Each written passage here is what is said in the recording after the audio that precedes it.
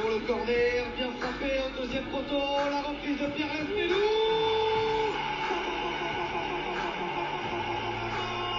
Pourquoi tu vas parler de quoi? De qui? Là, tu vous voyez la direction. Je ne parle pas de faire. Et le but de troisième, le voilà, signé Achraf Dari, c'est son baptême. Premier but sous une nouvelle couleur pour les Marocains, qui a totalement conquis déjà le stade brestois et ses supporters. Vous parlez avec Lorenzi, qui est là, le directeur sportif, il est là. Vous parlez avec lui. Moi, je ne parle pas de faire. Une touche, hein, ça part où ça part. Hein. La première a déblessé un spectateur, la deuxième elle est rentrée. C'est tout. C'est tout. Gendouzi, l'application, le drapeau, Gendouzi, la frappe, l'arrêt de but, oh, quel est son mal devant Curtis Philippe de Lyon Brassier. Pourquoi pas jouer une Coupe d'Europe avec Brest, on ne sait jamais. Le football, tout est possible. C'est bon d'aimer le stade brestois. Brestois. La saison brestoise commence plutôt bien. Franche et Quentin ont pu échanger sur ce sujet dans un très bon podcast que j'ai écouté, le 79, si je ne me trompe pas. Mais la saison brestoise vient peut-être de connaître un nouveau tournant avec la signature, enfin, finalement, de son grand attaque, Islam Slimani, un profil qui divise forcément et qui, peut-être, chose assez rare sur Brestonnaire, divise même au sein d'entre nous. J'ai aujourd'hui une nouvelle fois le plaisir d'être Fanche, qui n'a pas la même opinion que moi sur Islam Slimani, et c'est pour ça que je pense que beaucoup de supporters sont dans cette même situation. Donc cet épisode, Parle-moi d'Islam Slimani, sera riche en discussion pour une fois. Absolument. Salut Yann, salut à tous. Alors, effectivement, on n'a pas le même avis, absolument opposé à son arrivée, mais je suis peut-être un petit peu plus mitigé ou circonspect que toi, et peut-être c'est parce que je connais moins le joueur que toi aussi. Pour ce format, on a décidé un peu d'être peut-être plus dans la discussion, parce que c'est quand même le grand attaquant du Stade Brestois, la recrue finalement phare de cet été, aussi pour des contraintes de temps. Donc cette fois, une nouvelle fois, on n'a pas d'intervenant oral, uniquement des intervenants écrits. Et cette fois, on a diversifié un peu, puisqu'on n'est pas juste allé voir du côté du Sporting, son ancien club, mais également du côté de Monaco, là où il a brillé en Ligue 1, du côté de la sélection nationale algérienne, donc respectivement Quentin Samson pour Monaco, La Vague Verte pour l'Algérie, et Sporting CPFR ainsi que Golasso pour le Sporting. On va peut-être prendre les choses, je sais pas, par lequel témoignage on devrait commencer. Peut-être celui de la sélection nationale algérienne.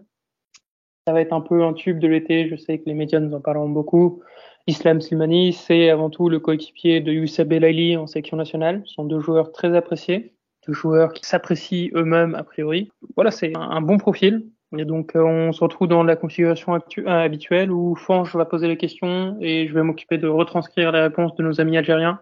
Alors juste peut-être avant de commencer, un rapide focus pour les gens qui ont moins suivi l'actualité d'Islam Slimani ou de sa carrière. Je vais faire quelques rappels sur le joueur. Donc d'abord, c'est donc comme tu l'as dit évidemment un international algérien de 34 ans, 1m88. Donc il s'agit d'un grand attaquant dans les deux sens du terme. Je vais faire un bref rappel de son passage en Europe. Il arrive en 2013 au Sporting Lisbonne, où il reste 3 ans. Donc il cartonne, 111 matchs joués et 62 buts marqués. C'est pourquoi il est ensuite transféré en Angleterre à Leicester pour un montant de 31 millions d'euros. Mais là-bas en Angleterre, le succès est vraiment relatif puisqu'il ne joue que 47 matchs pour les Foxes et marque 13 buts et il est prêté plusieurs fois successivement à Newcastle où il ne joue que 4 matchs. Il est prêté également en Turquie à Fenerbahçe, 25 matchs, 5 buts, puis à Monaco où il marque 9 buts en seulement 19 matchs. Donc on reviendra là-dessus tout à l'heure. Une très belle partie de sa carrière à Monaco. Finalement, il arrive gratuitement à Lyon où il évolue pendant 1 an et demi avant de retourner au Sporting gratuitement. Et là, il ne joue que 12 matchs, dont 9 de championnat et seulement 4 buts marqués. Mais on va évoquer justement cette deuxième partie de carrière au Sporting et les raisons un petit peu de l'échec.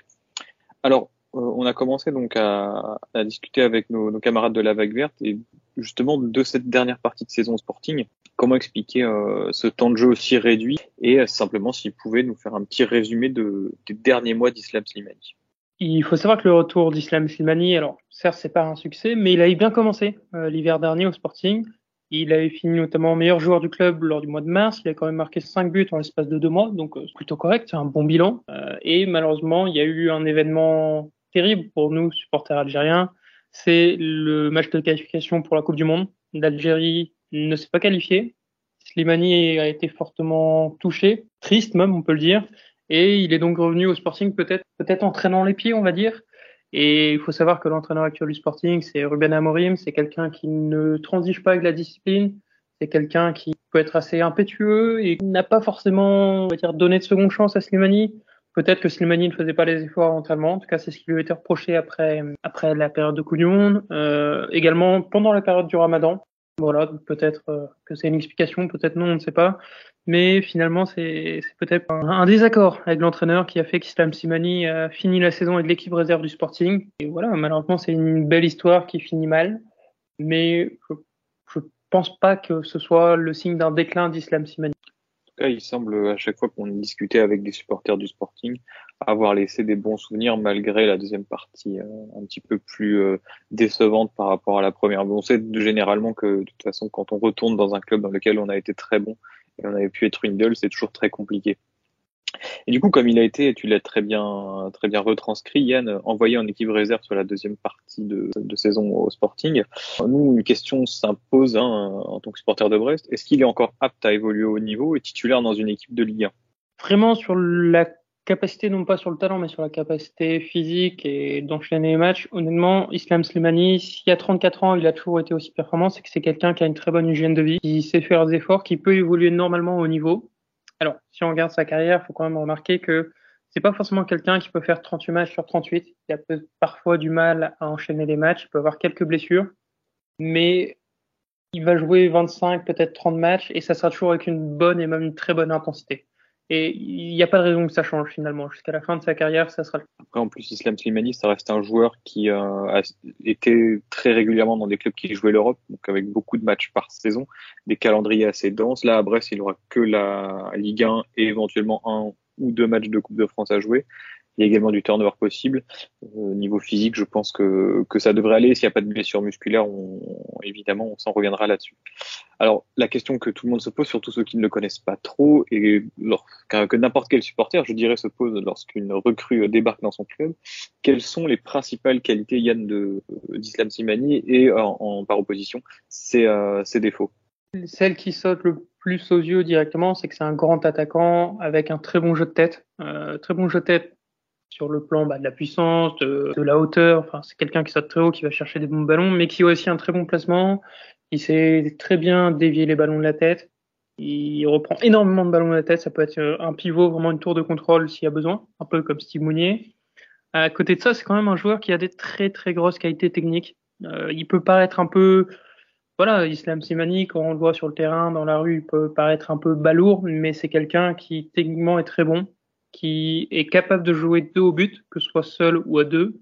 C'est quelqu'un aussi qui a une bonne intelligence, qui sait ce que c'est être un attaquant et qui sait comment peser sur les défenses. Donc c'est peut-être un profil plus complet que Steve Mounier aujourd'hui, parce que la comparaison est souvent faite. Voilà, j'allais justement te lancer là-dessus, parce que j'ai lu plusieurs fois, et peut-être moi aussi, j'ai pu le penser, en voyant notamment la taille du joueur, donc c'est un peu réducteur de s'arrêter à ça, mais que c'était du coup un profil Mounier bis. Toi, tu nous dis pas du tout, c'est un joueur bien plus complet que le Béninois. C'est ça, Islam Slimani peut faire ce que Steve Mounier peut faire. Il n'y aura pas de souci. Si le coach lui demande, il le fera. Mais Slimani a tellement plus à apporter. C'est un joueur qui a des grosses qualités techniques. C'est aussi un joueur qui est très altruiste, qui est capable de faire beaucoup de passes décisives. Son passage à Monaco et son match contre Brest l'a bien prouvé. Donc c'est aussi quelqu'un qui peut jouer tout seul devant, qui peut jouer à 2. Il n'y a pas trop de soucis. Il est très polyvalent finalement, malgré un profil qui, faut quand même l'admettre, ça reste un profil très physique, qui a quand même des défauts. Défaut déjà, il n'est pas très rapide. Il faut être franc, c'est pas le joueur le plus rapide. Et l'autre défaut qui ressort dans sa carrière, c'est qu'Islam Slimani, c'est un joueur qui peut vite perdre son calme, qui peut vite sortir d'un match et qui a notamment tendance à beaucoup réclamer, beaucoup parler. Il a pris quand même beaucoup de cartons, avec soit pour contestation, pour des fautes d'énervement, etc. C'est son caractère, on ne changera pas, mais il faut le tenir en compte. Oui, alors tu as parlé de son match contre Brest avec Monaco où il marque un but et fait 3 passes décisives, juste quelques petites statistiques face à Brest. C'est vraiment le club qui lui réussit le mieux, je crois, parce qu'il a marqué avec Monaco un but et fait 3 passes décisives lors de la victoire 4-1 le 28 septembre 2020. Et en 2021, et c'est lui qui marque également le premier but encaissé par Brest lors de la première journée, le premier but que Marco Bizot encaisse, hein, c'est une égalisation d'Islam Slimani. Alors espérons qu'il mette maintenant à profit ses qualités pour Brest et non contre nous. Justement, tu as parlé de son caractère un peu tempétueux. Est-ce que c'est un frein, ses performances sur le terrain? Et j'ajoute à ma question, est-ce que avec ses coachs ça se passe bien, ou on a entendu dire que parfois ça pouvait être un petit peu compliqué? Honnêtement, le caractère d'Islam Slimani, c'est le même depuis le début de sa carrière, que ce soit en Algérie, que ce soit en Angleterre, en France, ça a toujours été le même. C'est un râleur, vraiment un râleur.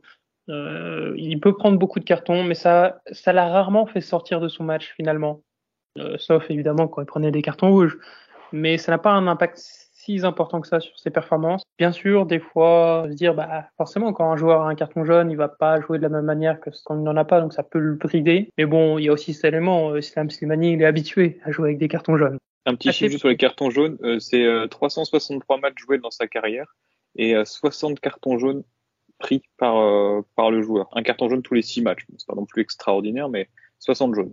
C'est presque des stats de défenseur finalement, alors qu'il est attaquant. Et pour finir sur la deuxième partie de ta question sur les entraîneurs, paradoxalement, autant c'est un râleur et je pense qu'il l'est au quotidien, autant ça s'est toujours assez bien passé avec les entraîneurs, exception faite de Ruben Amorim qui a peut-être un niveau d'exigence qui peut paraître démesuré.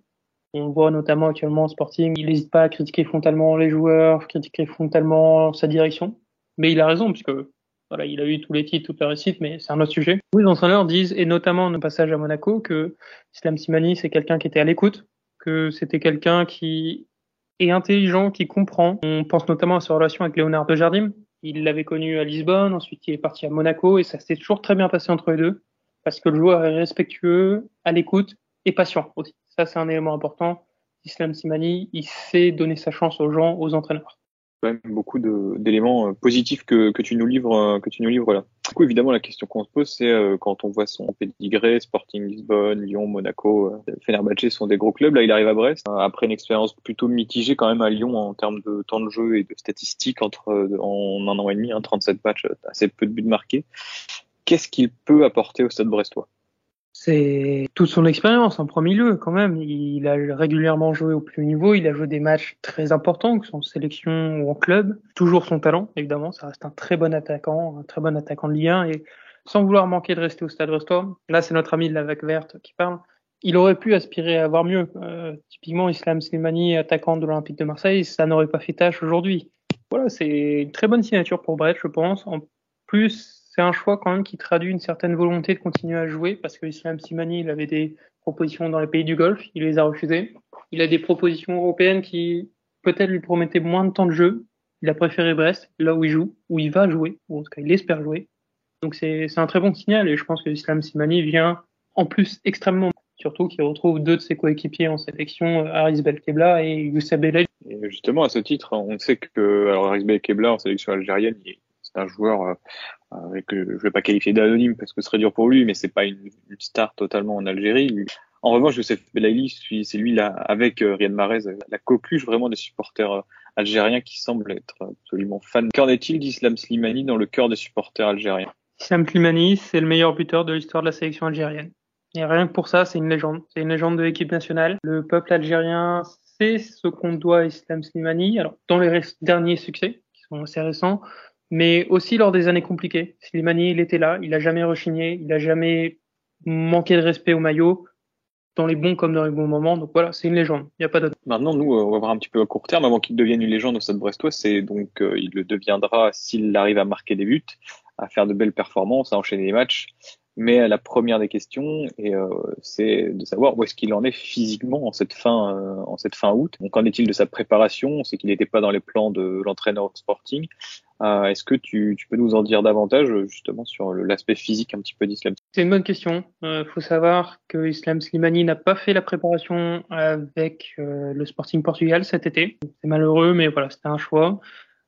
Ça peut lui porter préjudice dans le sens où il n'a pas de repère collectif, il n'a pas eu d'entraînement collectif, mais par contre, à côté de ça, il s'est entraîné, il s'est affûté physiquement, il avait son propre préparateur. Il a fait tout le mois d'août une préparation assez soutenue. Donc je pense qu'il arrive avec des repères individuels très clairement, il va lui manquer les repères collectifs et il faudra sûrement lui donner 2-3 semaines pour qu'il puisse se remettre dans le bon contexte, dans le sens où faire des efforts individuels, c'est facile, les faire collectivement à l'intensité demandée par le coach, c'est quelque chose qui s'apprend. Donc, faudra peut-être patient, lui laisser un petit mois, finalement, histoire de le voir arriver à ses pleines capacités. Il reste quelques matchs avant d'avoir une trêve. Peut-être qu'après la trêve, on verra la totalité du potentiel d'Islam Slimani. Avant de passer justement maintenant à une vision un petit peu plus franco-française et de ses capacités en Ligue 1 avec un supporter de Monaco, je rappelle juste également quelques éléments tu as cité le fait que Islam Slimani est aujourd'hui à l'heure actuelle le meilleur buteur de la section algérienne. Il est également champion d'Afrique en 2019 avec Belaïli notamment lors de la CAN. Et il est également buteur en Coupe du Monde face à la Corée en 2014 et contre la Russie qui offre la qualification en huitième de finale. On sait qu'ils ont ensuite perdu contre l'Allemagne dans une prolongation assez mythique. Ils auraient pu rencontrer la France en quart de finale. Et en plus, il est élu meilleur joueur de ces deux rencontres-là. Donc une expérience internationale que aucun joueur brestois ne possède à part Marco Bizot, une sélection en amical, il me semble. Et après, c'est des joueurs plutôt comme Belkebla, Belaïli, évidemment, vous allez me dire, mais en Coupe du Monde, en tout cas, aucun. Donc à ce niveau-là, il y a certainement beaucoup de choses à faire et grâce à ce joueur. Non, mais un point, Slimani, c'est quelqu'un qui aime les gros matchs. En sélection, il l'a montré à plusieurs reprises. Là, tu l'as évoqué. À Monaco aussi. À Leicester, un peu moins, mais quand même, enfin, c'est un joueur qui ne disparaît pas dans les gros matchs. Au contraire, ça le motive encore plus. C'est clair que ça a l'air d'être un joueur de caractère et je pense pas que l'adversité lui fasse vraiment peur. On s'est donc intéressé un petit peu à ce qu'il a fait récemment en Ligue 1 et la dernière grosse saison, c'est avec Monaco, lorsqu'il est prêté par Leicester, la saison 2019-2020, c'est la saison où Brest est remonté en Ligue 1 justement. On a posé quelques questions à Quentin qui est supporter de Monaco. Et d'abord, justement, de savoir ce qu'il en gardait comme souvenir de sa période monégasque avec 19 matchs joués. Assez peu, mais quand même 9 buts marqués et 7 passes décisives délivrées. Peut-être préciser en amont que Islam Slimani vient à Monaco pour remplacer Radamel Falcao, donc avec beaucoup d'attentes. Il y avait des noms assez intéressants qui avaient circulé. Mauro Icardi, qui à l'époque était quand même l'attaquant en vogue. Donc les supporters monégasques étaient peut-être un peu déçus, je veux dire, de voir Islam Slimani arriver à Monaco. C'est en tout cas ce que nous disait Quentin.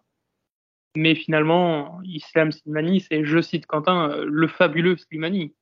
Ils se sont retrouvés avec un Slimani qui a rapidement montré qu'il était capable de fermer des bouches, tout simplement, et qui a formé une très très belle paire avec Wissam. Justement, cette paire avec Wissam Ben Yedder, on va en reparler. Mais une question, s'il a si bien performé à Monaco, pourquoi est-ce que Monaco n'a pas voulu ou n'a peut-être pas pu le conserver? Est-ce qu'on a des informations à ce sujet? Pourquoi est-ce qu'il n'a pas continué l'aventure monégasque alors qu'il avait été quand même plutôt efficace? Il y a plusieurs éléments. Déjà, Slimani n'a joué que 19 matchs. Il a fait un très beau début de saison. Après, il a eu quelques blessures, un peu de mal à revenir. Et le timing, c'était l'année du Covid. Islam Slimani, c'est quelqu'un qui avait quand même à l'époque un gros salaire, faut le reconnaître. À la période Covid, forcément, les clubs ont dû réduire la voilure. Et Monaco a peut-être préféré ne pas prendre le risque de valider cette option d'achat de 10 millions d'euros pour se tourner vers un Kevin Volland qui était moins cher en termes d'indemnité et surtout de salaire. Et en plus, c'était la transition avec l'arrivée de Paul Mitchell qui a instauré une ère un peu allemande du côté de Monaco. Kevin Volland a été préféré à Islam Slimani pour toutes ces raisons, peut-être plus que pour des raisons purement sportives. Et du coup, à Monaco, on a souvenir d'une association avec Wissam Ben Yedder qui a été assez détonnant. Juste en termes tactiques, est-ce que il faut lui associer du coup un joueur à ses côtés pour qu'il soit dans les meilleures conditions? À Brest, ce sera certainement pas le cas. On a du mal à imaginer avec un joueur du type Wissam Ben Yedder que nous ne possédons pas. Est-ce qu'il peut évoluer seul devant, comme ça serait le cas à Brest? Je pense qu'il peut évoluer seul devant, mais honnêtement, son binôme avec Wissam Ben Yedder, c'était incroyable. Les deux se tiraient vers le haut et le mettre avec un profil vraiment complémentaire, comme ça avait été le cas avec Wissam, c'est quelque chose qui profitera à tout le monde, à lui et à toute son équipe. En plus, c'est important pour un attaquant comme lui d'avoir de la stabilité. Il l'a pas eu à Lyon, il a été baladé un peu partout sur le côté avec plusieurs associations et ça marchait pas forcément très bien. Donc là, à Monaco, c'était bien, c'était parfait. Avec Wissam, ça marchait très bien parce que certes, Islam avait cette solidité physique, mais il avait quand même une palette technique impressionnante qui vraiment étonnait les supporters monégasques parce que comme on a pu le dire comme on a pu échanger avec la Vague Verte et Quentin Abondance, c'est que Slimani, il a un profil qui fait un peu pâteau, mais non, c'est quelqu'un qui est très très à l'aise avec le ballon. Tu disais effectivement tout à l'heure, lorsque tu fais comparaison justement avec Mili en disant que c'est un joueur bien plus technique, ça c'est intéressant pour nous. On a eu des échos d'un joueur râleur, on en parlait avec la Vague Verte tout à l'heure, parfois agaçant. Est-ce que Monaco, c'est quelque chose qui a été observé aussi et est-ce que c'est un joueur qui pourrait s'intégrer dans une équipe comme Brest où il aura nécessairement moins d'occasions que Monaco ou Lyon, des équipes qui sont généralement dominatrices dans leur championnat. La Brest, c'est une équipe qui va plutôt jouer le maintien ou le milieu de tableau. Est-ce que c'est quelque chose qui pourrait pas l'agacer, Slimani, à ton avis? Déjà, peut-être préciser, on a parlé des statistiques de Slimani en termes de buts et de bataille, mais il faut parler de sa section carton également. Slimani, c'est 19 matchs et 6 cartons jaunes. C'est quasiment un carton jaune tous les 3 matchs. Avec un côté râleur, un côté frustré avec des fautes parfois bêtes, parfois même méchantes. Il faut pas avoir peur de le dire. Islam Slimani, c'est un joueur qui, sous l'enjeu, sous le coup de la colère, peut être méchant, tout simplement. Mais c'est un joueur qui est très attachant parce qu'il va jamais abandonner, il va toujours mouiller le maillot et qu'il ait 15 000 occasions ou 5 occasions, il va le faire. Voilà, mais ça fait qu'il prend les choses énormément à cœur, donc c'est quelqu'un qui peut très vite s'énerver. On sent qu'il y a un défenseur qui va être un peu trop rugueux, qui va mal parler, il peut assez vite dégoupiller. Les avis se rejoignent entre la sélection algérienne et Monaco. Oui, totalement. Totalement. Mais ça n'empêche que malgré cette carence, c'est même pas une carence, mais cet énervement assez régulier, ça reste une très bonne signature pour Brest. Honnêtement, peu de monde le voyait signer à Brest. 34 ans, ok, mais 34 ans déjà, c'est loin d'être fini pour une carrière en Ligue 1. Surtout 34 ans alors qu'il a performé quand même ces dernières années, au moins en sélection, de manière intermittente. Donc c'est une très bonne signature. On verra son état physique à Monaco, comme je l'ai dit, la deuxième partie de saison avait été compliquée avec des soucis musculaires. Mais s'il arrive à enchaîner les matchs, ça va être incroyable. Et surtout, voilà, c'est un point de vue extérieur, mais il retrouve un de ses meilleurs amis, Youssef Bellali. Ça peut être incroyable. Une très belle connexion Taïa Djezaïr en Finistère. Alors, maintenant qu'on a recueilli l'avis de personnes différentes, supporters différents, peut-être notre avis à nous rapidement, Yann, on le fait assez peu dans le Parle-moi d'eux, mais juste en quelques minutes. Toi, tu es très emballé par son arrivée, si je me trompe pas. Oui, je vais faire très rapidement, parce que malheureusement le temps file. Slimani, si tu me dis il y a 3 ans qu'en montant Ligue 1 qu'on va signer Islam Slimani, qui à l'époque jouait avec des champions et un bon joueur reconnu en Europe, j'aurais jamais cru. C'est une signature, c'est la plus grosse signature du club en termes d'image. Ça apporte le profil qu'on voulait en termes d'expérience, ça apporte le poste qu'on voulait.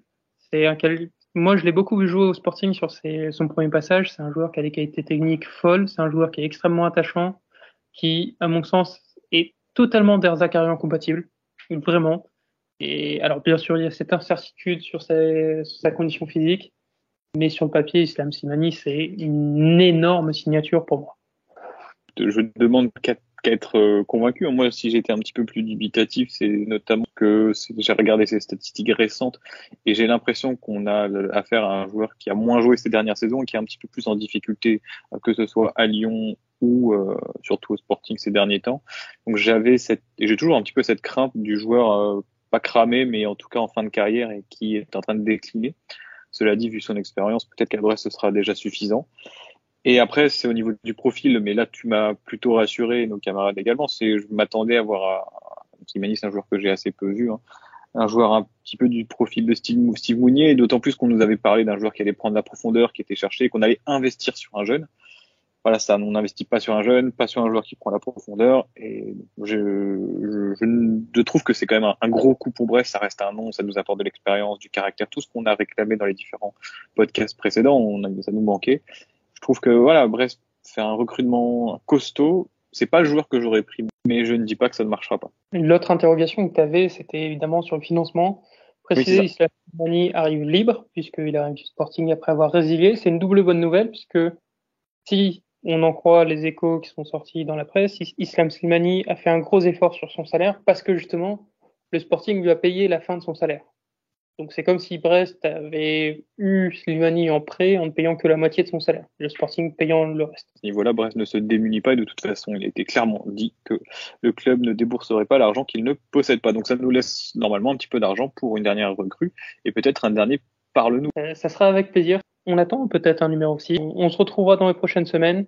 Voilà. Je pense qu'Islam Slimani ne sera pas prêt pour le match de ce dimanche face à Montpellier. On verra. On verra, ça risque d'être juste, je pense, en tout cas physiquement. Après, en termes de qualification, ça devrait être jouable au niveau du timing. Je crois que c'est 48 heures avant. Mais en termes peut-être qu'il fera quelques minutes. On verra, on en rediscutera avec plaisir dans un prochain podcast, en tout cas. On remercie chaleureusement les personnes qui ont donné des éclairages, donc Quentin en particulier, Quentin Sampson, la Vague Verte également, Sporting Portugal FR qui a principalement confirmé et précisé les éléments de la Vague Verte sur son passage au sport. Merci à toi Yann pour cet épisode Islam Slimani qui est mine de rien quand même un gros coup. On a commencé les podcasts en parlant de Denis Bain, qui arrive gratuitement, et puis là on est arrivé à Islam Slimani. Où est-ce qu'on en sera dans 5 ans? Cristiano Ronaldo dans 2 semaines. Bonne soirée à tous. Allez, ouais. Kenavo.